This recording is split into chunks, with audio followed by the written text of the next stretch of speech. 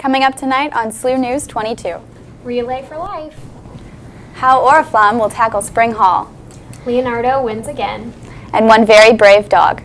Plus national news and weather. Live from the Busch Student Center, this is SLU News 22.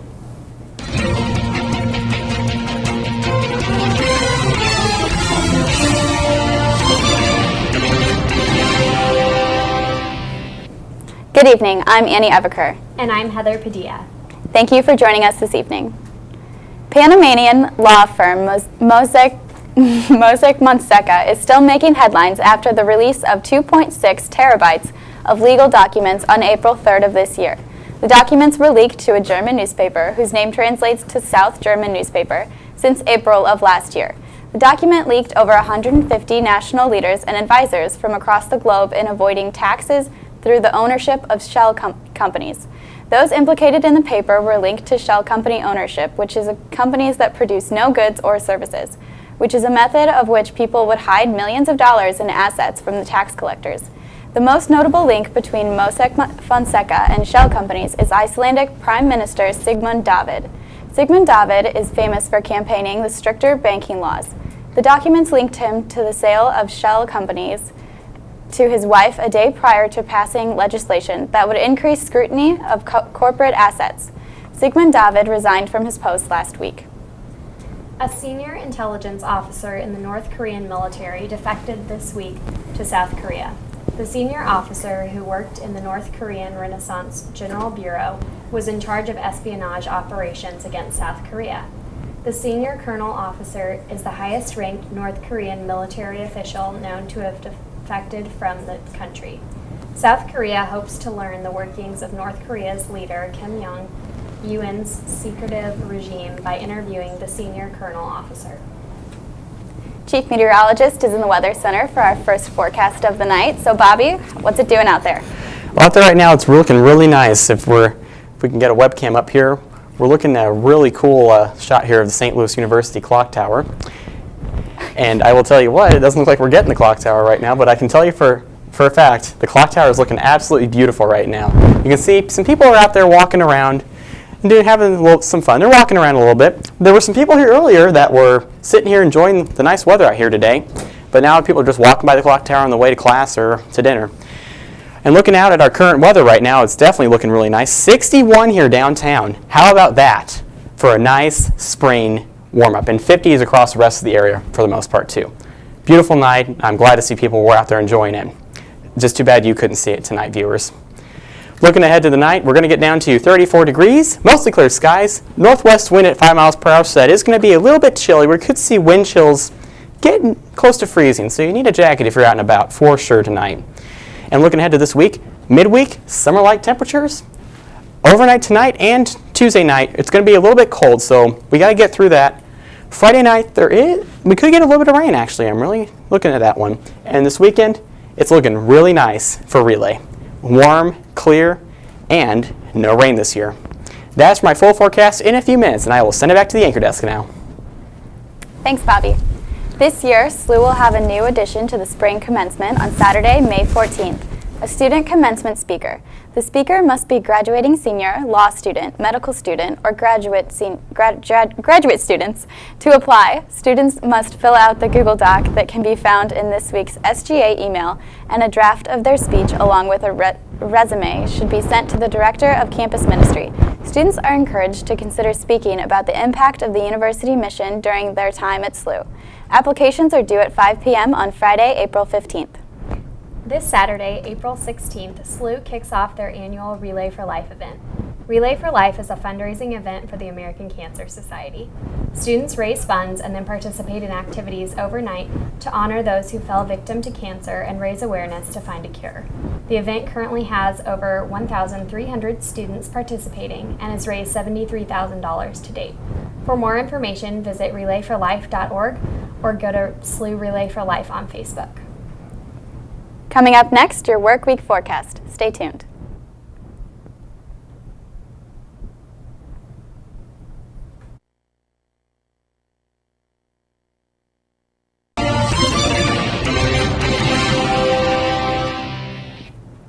Welcome back.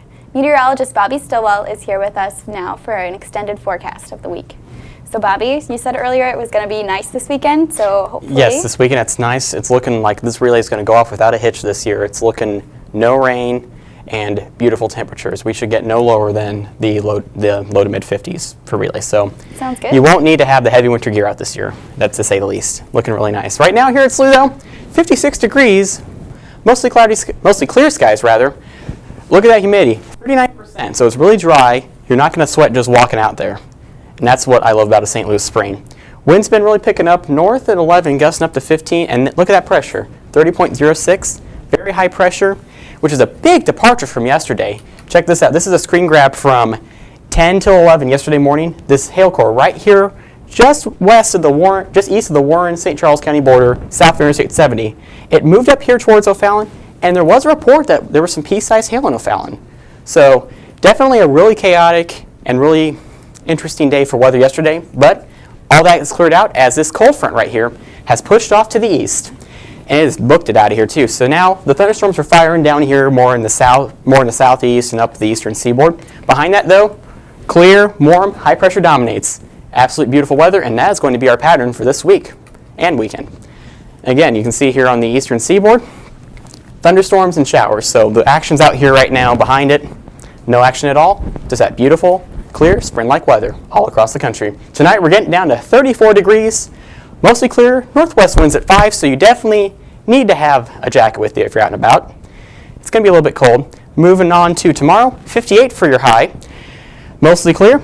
Winds are going to pick up a little bit, shift east at 5 to 10 miles per hour, but the best part of the forecast, and my favorite part also, along with everybody else also, is this 7-day.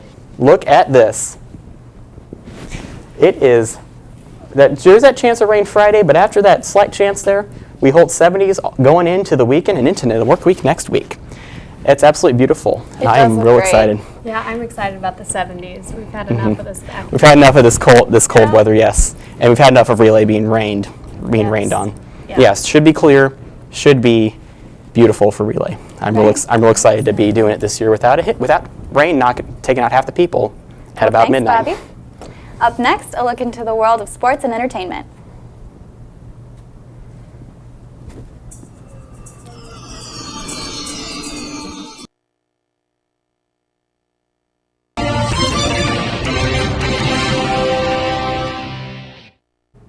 Welcome back. We now have Monica Ryan with SLU Sports. Monica?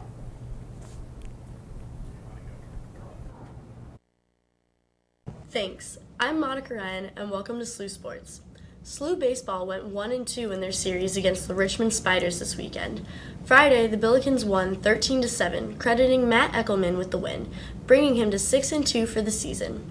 Michael Bozarth, Josh Bunselmeyer, and James Morisano homered on Friday, but as the weekend went on, the Billikens picked up their first conference loss of the year. The Billikens' Braxton Martinez went hitless on Saturday, ending his 15-game hit streak. But with a walk on Saturday and a hit on Sunday, he keeps his on-base streak alive at 17 consecutive games. Even with picking up 2 losses this weekend, the Billikens still hold first place in the Atlantic 10 standings, with a record of 7-2, while VCU follows behind at 6-3. Coming up, the Billikens play Tuesday at home against SIUE.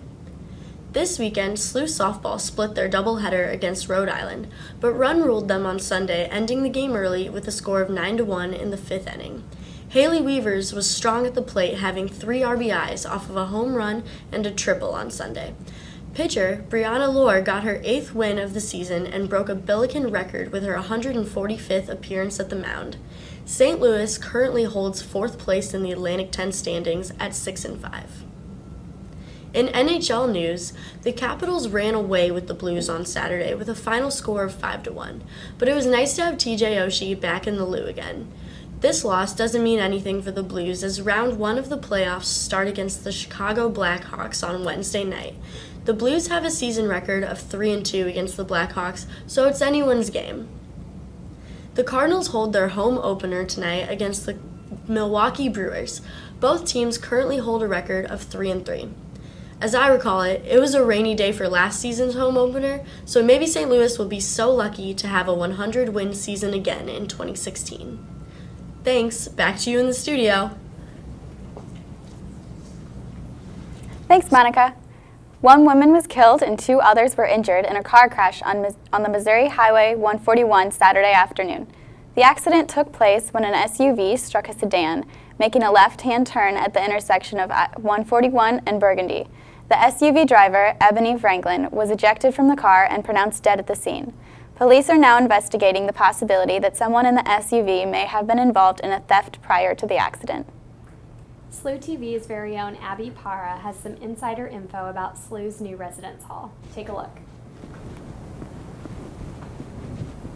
Leaders, the unofficial champions of Welcome Week here at St. Louis University, have been a staple of the SLU community since 1963. For this upcoming fall welcome, this group of hardworking students and staff will face uncharted territory in the opening of Spring Hall on campus. This change has and will continue to impact Oriflamme for several years to come. So the Oriflamme leaders really serve as the fall orientation leaders for the first year students that are moving into campus in the fall. They're kind of that first welcome that the students get when they move back onto when they move onto campus. They're also that person that students can really connect with, brings them around to different events during fall welcome, really gets to know them on a personal but also a more social level so that they feel that they've in some capacity been able to acclimate to campus within the first couple of days of class. When I think about the implications that Spring Hall has and even the hall that hasn't opened yet might have on fall welcome and how that's going to run this year, that has been on my mind pretty much since last year. Currently, our plans are to shut down Laclede and have that as being a staging opportunity for students that are moving into Griesdeck, but then also Spring Hall so that we can get those students moved in with the Oriflamme leaders. Last year we had about 163. This year we're at 182 that we have of total leaders, and we want to stick to that number knowing that we have a lot more students that are moving into various different residence halls so that hopefully we can be able to connect with them and go to those halls and get more one-on-one time with those students as much as possible. Well, having an entire new residence hall in itself is just going to make us reevaluate and reorganize where we have families park, where we have them unload their cars. The entire process of moving these first year students into a building that none of us are really familiar with. We're going to have to be very aware of everybody's knowledge of the new hall that's being built, Spring Hall, especially those who are leaders at Spring Hall, to make sure that they know the ins and outs just as well as they would know Griesdeck or Reinert or Marguerite or Fuse, any of the halls we have here. And that's a challenge for us, especially because none of us as coordinators know what Spring Hall is like yet. We know just as much as any other student who's walked down West Pine, walked down Spring, walked down Laclede, and seen the construction.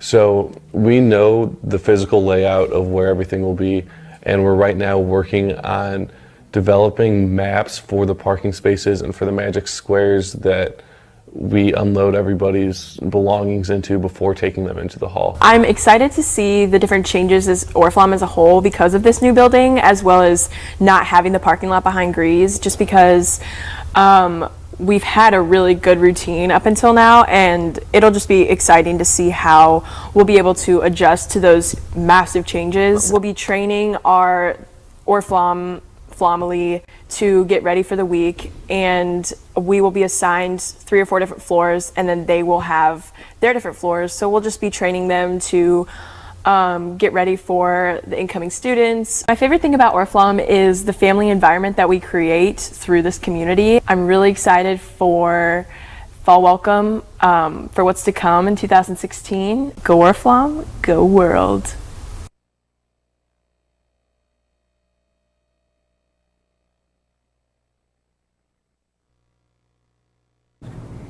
Thanks, Abby. 2 days ago, Saturday, April 9th, the MTV Movie Awards aired on its home channel. This awards ceremony, notorious for its over-the-top entertainment and endless shock value, moments kept up their reputation this year. Hosted by Kevin Hart and Dwayne "The Rock" Johnson, the show was filled with comedic award presenters and star-powered performances. Among the winners were Chris Pratt for Best Action Performance for his role in Jurassic World, Charlize Theron for Best Female Performance for her role in Mad Max: Fury Road, Leonardo DiCaprio for Best Male Performance for his role in The Revenant, and Rebel Wilson with Adam Devine for Best Kiss in the movie Pitch Perfect 2. For the full list of winners and crazy performances, check out mtv.com. Now we have Monica Ryan with a story about a Red Bull contest winner. Hi, this is Monica Ryan for SLU-TV, and today I have with me Luke Reeves, a SLU senior who just won the Red Bull Can You Make It Challenge. So first off, Luke, congratulations. Thank you so much. So can you tell me a little bit about how you heard about the Red Bull Can You Make It Challenge? Yeah, certainly. I was on Facebook actually, just goofing off like most kids do, and I seen this competition on one of the posts. And at first I'm like, oh, this is a little bit skeptical, so I read further into it, and sure enough, it was legit. And so I called my friends up. I'm like, hey, Red Bull's sponsoring 165 teams that compete in a race across Europe, only using Red Bull Kansas currency. And yes, they were in, so we decided to make a video and compete. What was your video concept? So like we are stuck in like the age, I believe, where we think, school, school, school, work, work, work, and then sooner or later we just kind of forget how to have fun. And so we just wanted to kind of mix it up a little bit, and we were like cavemen, for example, showing like the primitive mindset of who we are, and then like we drink the Red Bull and then we kind of jump out and we explore the world and take it to the next level. So when do you leave and where do you start? Yeah, so we leave April 12th, and we're going to be traveling to Prague, Czech Republic. From there, we're going to be starting with 1/5 of the teams, and we're going to be traveling all the way across Europe to Paris, France. I do not know our checkpoints yet. It's going to be a surprise. We won't know until we wake up in Prague, but it's going to be incredible. So how can we help support your team on this journey? So if you go to Red Bull's website called canyoumakeit.com, you can find our video by searching the 21st Century Caveman or just searching my name, Luke, and it's going to, our video will appear. And on the very top, there's going to be a Facebook tab and a Twitter tab. And all you got to do is click on that. You can type a little message like they can make it and share a post. Is there any way for us to follow you? Yes, certainly. If you guys go to canyoumakeit.com, Red Bull has a TV or television on the website where you can follow our journey. And certainly do that because it's going to be an exquisite adventure. So. Yeah, well, congratulations again. I'm glad that you could join us. Thank you. This past Thursday, a dog proved himself to be braver than almost any human. Toby, a 1-year-old English sheepdog poodle, was on a walk in the mountains of Utah when he saw something that caught his eye. While his owners do not know what compelled the dog to make his decision, we do know that he immediately chased after it, running straight off a 150-foot cliff. His family called search and rescue, and by some miracle, Toby was retrieved, injured but alive. While he suffered head, eye, and brain injuries in the fall, this brave pup recovered in his family home and is expected to have a successful recovery. So Bobby, the weather this week looks great, so you could walk your dog, but hopefully keep him on a leash so he doesn't need to recover like Toby in the last story. Yeah, hopefully not, and it's definitely looking really good for any athletic activity out there, including Relay for Life this weekend. It's looking really beautiful right there. Saturday overnight, could be in the 60s by the time it starts, but we should be getting down into the. We're going to hold right there in the low to mid 50s, so you won't need the winter coat, and it shouldn't rain this year, which is really nice. The rain should get out of here by Friday. And another thing too, the Cardinals, I just found out, won 10-1 over the Braves, so that makes the day even better for this Cardinal fan. Yeah, that's going to be great. Yeah, it's good. Excited about Relay this weekend. Yes, I am so ready for it. That's why I've been talking about it for the last couple weeks, and I will have an update on Thursday with some relay conditions, some ideas for relay, and then just check my my Twitter for the updated forecasts right before relay starts Saturday at 6 p.m. Well, perfect. That's our show for the night. Thank you for watching. Don't forget, you can always get the latest movie reviews and news online at slutv.slu.edu or follow us on Facebook and Twitter. We will be back here next week at 6 p.m.